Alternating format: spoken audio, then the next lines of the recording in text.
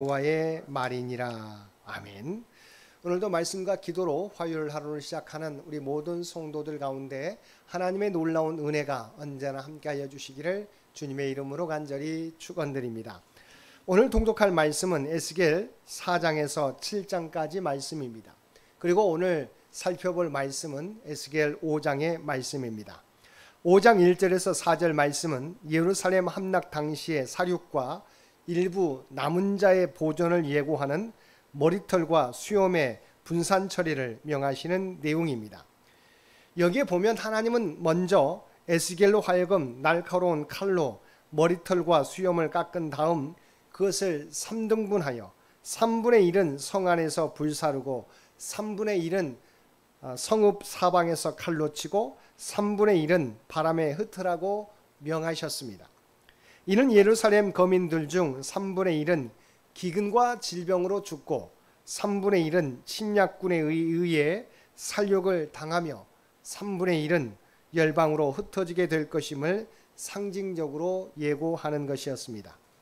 한편 하나님께서는 에스겔에게 머리털과 수염의 일부를 옷자락에 싸고 또 그 가운데서 얼마를 불에 던져 사르도록 명하셨는데, 이는 하나님께서 예루살렘이 멸망할 때 예루살렘 거민 중 일부를 남겨 보존하실 것임과 동시에 그들 중 일부는 다시 고통을 당하게 될 것임을 상징적으로 예고하신 것입니다. 그리고 본문에 나오는 날카로운 칼은 하나님께서 선민 유다를 심판하는 도구로 사용하실 바벨론을 상징합니다. 그리고 머리털과 수염은 유다 백성들을 상징합니다. 그래서 바벨론이 그냥 칼에 비유되지 않고 날카로운 칼에 비유된 것은 그들의 무서운 파괴력을 암시하여 줍니다. 그래야 이는 바벨론을 통하여 하나님의 심판을 받게 될 선민 유다가 치명적인 상태에 이르게 될 것임을 보여줍니다. 그렇다면 하나님께서는 왜 이렇게 선민 유다를 철저하게 심판하신 것입니까? 그것은 선민 유다가 스스로 머리와 수염을 깎으려 하지 않았기 때문입니다. 성경에서 머리털과 수염을 깎는 것은 한편으로는 심판을 상징하기도 하지만 다른 한편으로는 애통과 회개의 표시였습니다. 따라서 유다 백성들이 스스로 머리털과 수염을 깎지 않으려 하였다는 것은 그들이 자신들의 죄로 인하여 애통해하거나 회개하지 않았다는 말입니다. 하나님께서는 타락한 선민 유다에 자기 하나님의 선자들을 부지런히 보내어 그들의 죄를 책망하게 하셨습니다. 그리고 그들이 회개하지 않으면 심판하실 것임을 경고하게 하셨습니다. 그러므로 선자들부터 책망과 경고를 들은 유다는 자신들의 죄로 인하여 스스로 애통해하며 회개해야 옳았습니다. 그런데 유다는 어떻게 하였습니까? 그들은 선자의 말을 들으려고 하지 않았습니다. 그들은 자신들의 죄로 인하여 슬퍼하지 않았고 회개하려 하지 않았습니다. 오히려 그들은 더욱 마음을 강팍하게 함으로 더 큰 하나님의 진노를 초래하였던 것입니다. 이에 하나님께서는 날카로운 칼을 그들에게 보내어 그들의 머리털과 수염을 강제로 깎으신 것입니다. 즉 하나님께서는 바벨론을 통하여 강팍한 유다를 심판하심으로 그들로 하여금 고통 중에 애통해하며 수치를 당하게 하신 것입니다. 사랑하는 성도 여러분, 이처럼 하나님께서는 스스로 자기 죄에 대하여 슬퍼하며 회개하지 아니하면 심판하여 애통하며 수치를 당하게 하시는 것입니다. 그러므로 우리 성도들은 하나님께서 강제로 우리의 머리털과 수염을 깎으시기 전에 우리 스스로 머리털과 수염을 깎아야 합니다.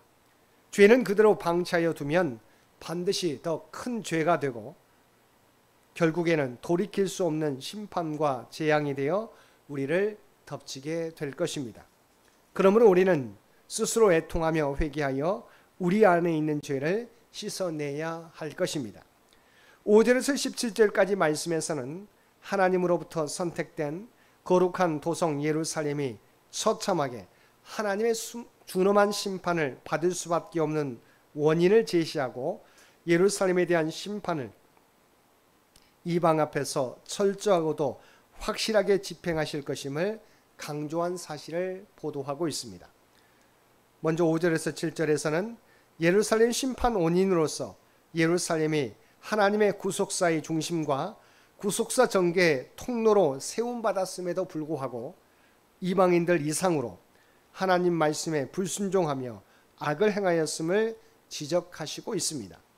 이어 8절에서 12절에서는 이방인들의 목전에서 예루살렘을 심판하되 상징적 행위를 통하여 예고한 것처럼 철저하고도 확실하게 심판을 집행하실 것임을 선언하시고 있습니다.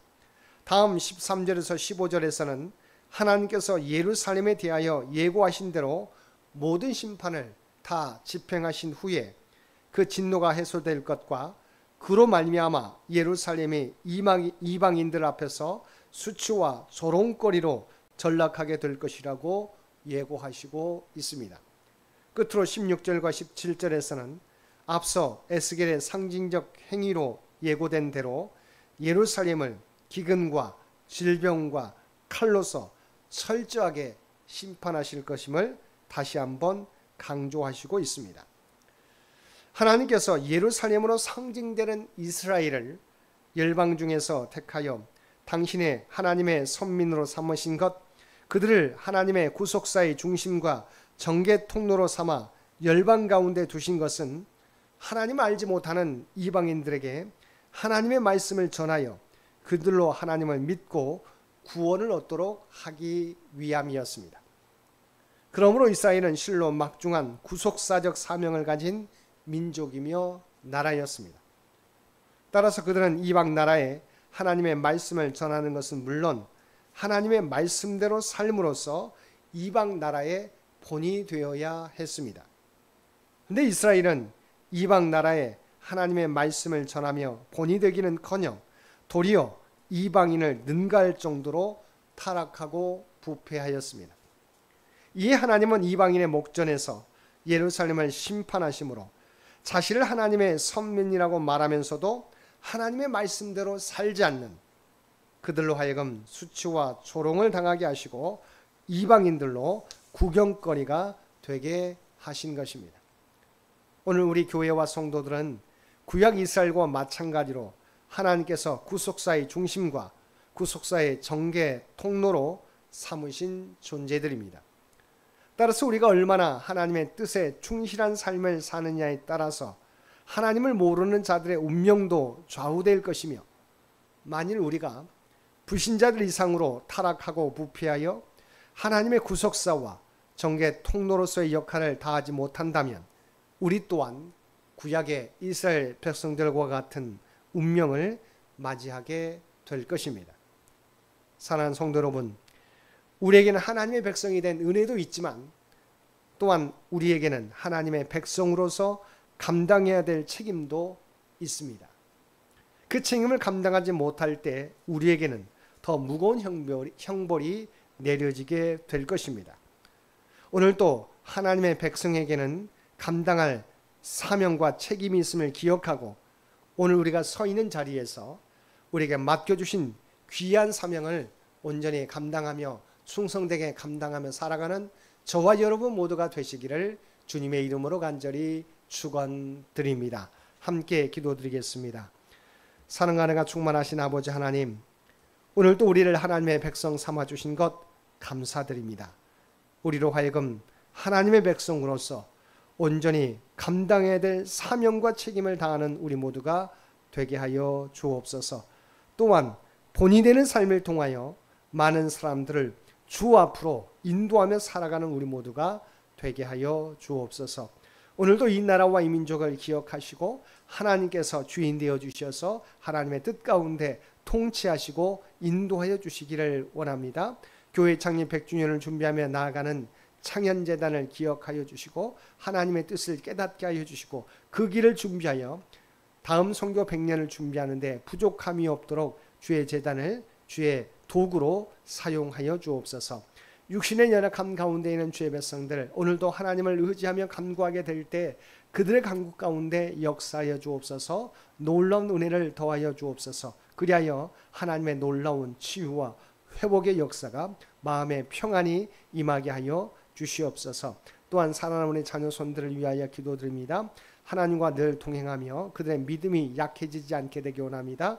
또한 하나님의 지혜와 능력을 통해서 하나님의 꿈과 비전을 준비해 가게 될 때 아버지 하나님 부족함이 없게 하여 주시옵소서. 하나님의 영광을 드러내는 귀한 자녀들 모두 되게 하여 주옵소서. 오늘도 우리에게 복된 하루를 허락해 주신 것 진심으로 감사드립니다. 아버지 하나님, 우리가 이 땅에 살아가지만 우리는 하나님의 거룩한 백성이라고 하는 정체성을 잃어버리지 않게 하여 주옵소서. 오늘도 우리에게 맡겨주신 귀한 사명과 책임을 다하며 살아가는 우리 모두가 되게 하여 주옵소서. 오늘도 우리가 발을 딛고 살아가는 삶의 현장 가운데 그리스도의 아름다운 향기와 선한 영향력을 나타내며 살아가는 우리 모두가 되게 하여 주옵소서. 이 모든 간구 우리를 구원하여 주신 예수님의 이름으로 간절히 기도드리옵나이다. 아멘.